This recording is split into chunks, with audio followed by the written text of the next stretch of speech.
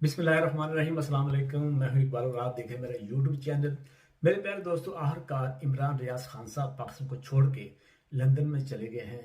कब तक वहां बैठे रहेंगे? जब तक कि पाकिस्तान के हालात अच्छे नहीं हो जाते।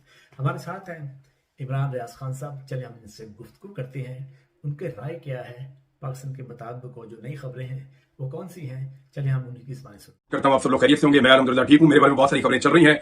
मेरे लिए सबसे जरूरी यह है कि मैं अपना काम जारी रखूं और अपनी बात करता रहूं, और वो मैं कर रहा हूं। मैं महफूज हूं, अल्लाह ताला का बहुत शुक्र है। और अल्लाह ताला बड़ा मेहरबान है। वही जिंदगी देता है, वही हिफाजत करता है, वही राज़िक है, वही पैदा करता है, और वही आपकी हर चीज का मालिक है। तो अल्लाह ताला से मुझे सबसे ज्यादा हमेशा उम्मीद रहती है। आप सबसे दुआओं की दरखास्त है।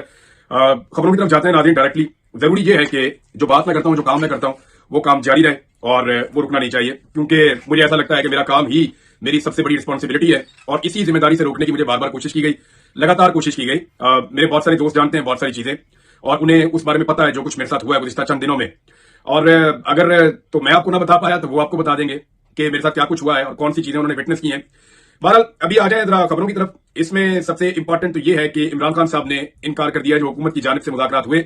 हुकूमत ने जो दरखास्त की थी इमरान खान साहब से कि आप फौरी तौर पर अपनी जो कॉल आपने दी है ओवरसीज पाकिस्तानियों को सिविल नाफरमानी के हवाले से, वो अपनी कॉल आप वापस ले लें। इस पर इमरान खान साहब का जो स्टेटमेंट है वो ये है कि जब तक हुकूमत संजीदा मुज़ाकरात में संजीदगी नहीं दिखाती मुज़ाकरात में, तब तक सिविल नाफरमानी की कॉल वापस नहीं होगी। तो इमरान खान साहब ने हुकूमत का जो मुतालबा है उसको मुस्तरद कर दिया। इसके अलावा बैरिस्टर गोल की इमरान खान साहब से मुलाकात हुई। उन्होंने बताया कि इमरान खान साहब को मुज़ाकरात के हवाले से बताया, तो उन्होंने कहा कि एक टाइम फ्रेम के अंदर होने चाहिए। हुकूमत के पास तो ये है ना कि एक दिन और गुजर जाए, एक दिन और गुजर जाए। उन्हें लगता है कि अगले दिन कोई ऐसा हादसा या कोई ऐसी चीज हो जाएगी जिसमें उनके हाथ कोई अल्लाह दिन का चुराग लग जाएगा और चीजें ठीक हो जाएंगी। लेकिन गुज़िश्ता 2.5-3 साल से हो ये रहा है कि बजाय चीजें ठीक होने के मजीद खराब होती चली जा रही है। एक के बाद एक तजुर्बा करके देख लिया, लेकिन चीजें ठीक होने की बजाय ज्यादा से ज्यादा खराब हो रही हैं। अब इमरान खान साहब कहते हैं जी कि बगैर इनको ज्यादा टाइम देने की बजाय एक टाइम फ्रेम रखें, और हमारी जो दो इंतहाई जायज मुतालबात हैं, नंबर एक, जितने भी कैदी हैं बेगुनाह उनको रिहा किया जाए, या जिनके केसेस चल रहे हैं उनको जमानतें दी जाए, जो उनका हक है उन्हें मिलनी चाहिए। और दूसरा उनका मुतालबा यह है कि 9 मई के ऊपर और 26 नवंबर के ऊपर इन दोनों वाकयात के ऊपर एक जुडिशियल इंक्वायरी करवाई जाए, कमीशन बनाया जाए, जिसमें पता चले कि सीसीटीवी फुटेज में क्या था, पता चले किसका क्या रोल था, पता चले कि कितने लोगों को गिरफ्तार किया गया, क्यों गिरफ्तार किया गया, जो लोग बाइज्जत बरी हो गए। यानी बहुत सारे लोग 9 मई के केसेस में डिस्चार्ज हुए, लेकिन उन्होंने कई महीने जेलों के अंदर गुजारे हैं। अब वो बेगुनाह साबित हो गए, उन्होंने जेलों में गुजारा टाइम, उसके लिए जिम्मेदार कौन है? हजारों लोग पाकिस्तान में गिरफ्तार किए गए हैं, और 9 मई के केसेस को जितना ज्यादा पाकिस्तान में इदारों ने खराब किया कि जिस बंदे ने माफी मांग लिया, इमरान खान को छोड़ दिया, वो बेगुनाह हो गया। सबसे पहला तो जुर्म यह था कि अगर 9 मई किया एक बंदा उसके अंदर फिक्स है, तो जैसे ही वो इमरान खान को छोड़ता है वो बेगुनाह हो जाता है, वॉशिंग मशीन में निकल के बिल्कुल पाक साफ हो जाता है। तो ये नहीं हो सकता कि एक बंदा ऐसे बेगुनाह हो जाए। तो अगर सजा देनी है तो कानून के मुताबिक सबको देनी चाहिए थी। यहां से ये मामला मशकूक होना शुरू हुआ। फिर हमने देखा जाए पुलिस ने अंधाधुंध गिरफ्तारियां कर दी। फिर पुलिस ने जो मौके उठाया कि जनाब छुप के भेस बदल के पुलिस वाले अंदर चले गए, वो इमरान खान साहब की टेबल के नीचे छुप गए। वहां छुपकर उन्होंने जनाब कहा कि हमने सुन लिया इमरान खान साहब ने प्लानिंग की है। 4 जगह पर तो बंदा चेक होता है, और पहले पॉइंट के ऊपर मेन गेट से जो अंदर जाता था ना, वहीं पे नाम लिखा हुआ होता था, बंदा अंदर दूसरा जा ही नहीं सकता। और 2 पुलिस वाले छुप के जाके टेबल के नीचे बैठ गए। वो तो टेबल भी बहुत छोटी सी है जितने इमरान खान साहब टांग रख के बैठते थे। तो अजीबोगरीब बातें हैं जो की गई हैं। तो एक मजाक बनाया गया 9 मई के मामले को, हालांकि उसको अगर सही तरीके से चलाते तो शायद कुछ लोग फिक्स हो जाते जो जिम्मेदार होते। बहरहाल मिलिट्री कोर्ट्स के अंदर जो कुछ हुआ उसका खुमियाजा पाकिस्तान के ऊपर आ रहा है। अब सारे सर जोड़कर बैठे हैं कि इससे निकलना कैसे।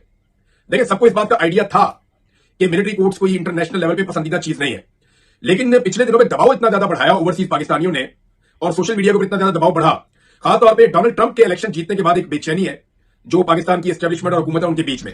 उन्हें परेशानी यह है कि डोनाल्ड ट्रंप इलेक्शन जीत गया है, जो बाइडन की एडमिनिस्ट्रेशन चली जाएगी। तो वो जो सहूलतकारी जो बाइडन एडमिनिस्ट्रेशन ने की है एक लंबे अरसे तक, 3-4 साल तक, वो सहूलतकारी खत्म हो जाएगी। और अगर ये सहूलतकारी खत्म हो जाती है तो फिर हम किस तरीके से अपनी चीजों को कंटिन्यू कर पाएंगे? सहूलतकारी खत्म होते ही आपको पता है फिर यूरोपीय यूनियन भी बोलेगा, फिर बरतानिया भी बोलेगा, फिर अमेरिका में भी आवाजें उठेंगी, फिर अक़वाम मुत्तहिदा भी बोलेगा। यानी अक़वाम मुत्तहिदा में जिन लोगों ने मामला उठाए थे, उन्होंने मुझे अक्टूबर या नवंबर 2023 में बताया, मुझे वो मिलने के लिए आए। उन्होंने कहा जब हमने यूनाइटेड नेशन से राब्ता किया तो वहां हमें यह पता चला कि पाकिस्तान में जो कुछ भी हो रहा है उस पर अमेरिकन आशीर्वाद है, इस वजह से हो रहा है। और इसलिए यूनाइटेड नेशन जो है वो एक इफेक्टिव रोल प्ले नहीं कर पा रहा, सिर्फ ऐसे ही रिपोर्टिंग कर रहा है मामला की, वो रोल प्ले नहीं कर पा रहा। लेकिन अब जैसे ही जो बाइडन इंतजामिया जा रही है, जाते जाते वो भी गोंगलों से मट्टी झाड़ रहे हैं और पाकिस्तान के ऊपर उन्होंने तनकीद शुरू कर दी है, पॉलिसीज के ऊपर, स्पेशली ये जो मिलिट्री कोर्ट्स हैं इनके हवाले से उन्होंने तनकीद की है। तो अब इस मामले से निपटना कैसे है? अब देखिए, 2 चीजें हैं जो अंडर डिस्कशन है। नंबर 1 ये है कि इस मामले को यहां रोक लिया जाए, मामले को अदालत के अंदर जाने दिया जाए, और अदालत के अंदर से इसको कलअदम कर दिया जाए, और पूरी दुनिया को मैसेज चला जाए कि पाकिस्तान में मिलिट्री कोर्ट्स के अंदर कोई फैसले नहीं हुए थे, वो खत्म हो गए, तो ये इसके अंदर से निकल जाए सारे। एक तो ये फैसला होगा, इससे जान छुड़ा ले। दूसरा फिर ये है तरीकाकार के इसके ऊपर डट जाए और सारे मिलकर खड़े हो जाएं और ये फैसला कर दें कि जनाब जो बाकी 50-60 बंदे हैं उनको भी हमने मिलिट्री कोर्ट में सजाएं देनी है, और इमरान खान को भी उठाकर मिलिट्री कोर्ट के अंदर लेकर जाना है।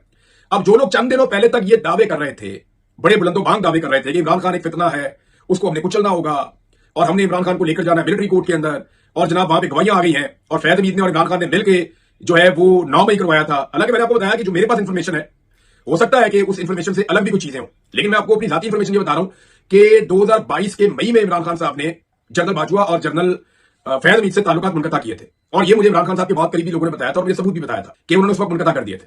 और उसके बाद उनका कोई जवाब बनता नहीं है जनरल फैज हमीद से राब्ते में रहने का, लेकिन अगर है तो कोई तो सबूत होंगे ना, तो अब तक मामला खुल जाना चाहिए था। अब इमरान खान के पार्टी के कारकुनों को मिलिट्री कोर्ट्स के अंदर सजा देने पर यूरोपीय यूनियन, अमेरिका और बर्तानिया तीनों ने उड़ा डाल दिया है। आपका जीएसपी स्टेटस जो है वो डिस्कस होना शुरू हो गया है। अब ये कारकुनों की बात थी, अगर साबिक वजीर आजम को उठाकर मिलिट्री कोर्ट में ले गए तो किस तरह का रिएक्शन आएगा, हम आप इसका अंदाजा भी नहीं कर सकते। तो पाकिस्तान के अंदर इस वक्त डिस्कशन इस बात के ऊपर हो रही है कि किस तरीके से इस मामले को अब टैकल करना है, क्योंकि ये एक डिजास्टर के तौर पे देखा जा रहा है कि पाकिस्तान के अंदर सियासी जो बात है, सियासी कारकुन है, उनको मिलिट्री कोर्ट के अंदर सजा हो रही है, हालांकि दूसरी अदालतें मौजूद हैं। और सेम मुकदमात 9 मई के सिविल कोर्ट्स के अंदर बाकायदा अदालतों में, सुप्रीम कोर्ट में, दूसरी अदालतों में वो फौजदारी मुकदमात बाकायदा चल रहे हैं। दहशतगर्दी के मुकदमात भी बाकायदा अदालतों में चल रहे हैं। देखिए ना, इंसिडेंट तो एक ही है 9 मई का। अब 9 मई के अंदर कुछ हजारों लोग जो हैं उनके मुकदमा चल रहे हैं दहशतगर्दी की अदालतों में, दीगर अदालतों में, हाई कोर्ट्स के अंदर।